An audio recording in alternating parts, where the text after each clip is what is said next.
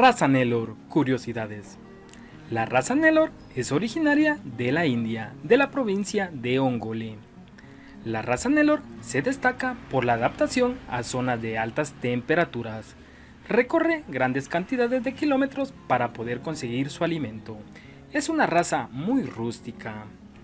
La raza Nellore es recomendada para poder realizar cruces con razas especializadas en la producción de carne. Posee una frente ancha y su vista por delante semeja mucho a una tapa de un ataúd. Presenta un perfil rectilíneo. Los ojos son elípticos, casi redondeados, vivos y sobresalientes. Los cuernos de la raza Nellore son cónicos, cortos y con dirección hacia atrás y con las puntas divergentes.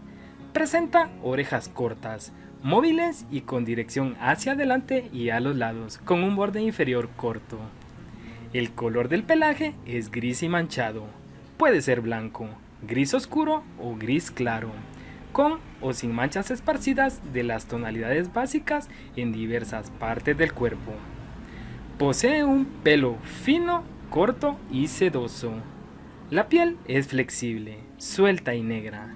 El cuello de la raza Nellore es proporcional al cuerpo. Es un animal muy armonioso. La finalidad de la raza es producción de carne. La ganancia de peso diario está en 800 gramos y con buena alimentación fácilmente puede superar los 1000 gramos diarios. La edad al primer parto es a los 30 meses. El intervalo entre parto es de 420 días.